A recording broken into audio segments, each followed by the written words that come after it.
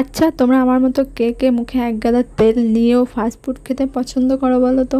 সকালবেলা ঘুম থেকে ওঠার পর মুখের অবস্থা এমন হয় যেন আমি তেলের যে ড্রামগুলো হয় ওর মধ্যে থেকে ডুব দিয়ে উঠেছি, এমন অবস্থা হয়ে যায় আমার মুখের। যাই হোক, তাও খাওয়া দাওয়া বন্ধ করা যাবে না, খেয়েই যেতে হবে, কারণ এগুলো তো ইমোশনস। আর শুধু আমার একার না, আমার বাড়ির প্রত্যেকে এগুলো খেতে পছন্দ করে। যেদিনই মাংস রান্না হবে মোটামুটি আমাদের বাড়িতে লুচিটা কমন হয়।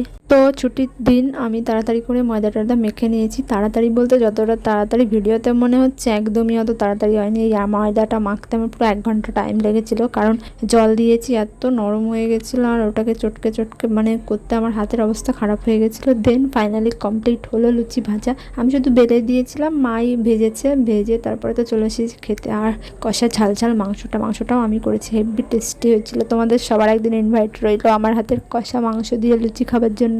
জানি না কোন মেয়েগুলো রান্না করতে পারে না, তবে আমি নিজের প্রশংসা নিজে করছি না একদমই, তবে মোটামুটি রান্নাটা আমি ভালোই করি আমার যা মনে হয়। তো কারা কারা আমার হাতের রান্না খেতে চাও কমেন্ট করে অবশ্যই জানিও। কিন্তু দেখা হচ্ছে না, বাই।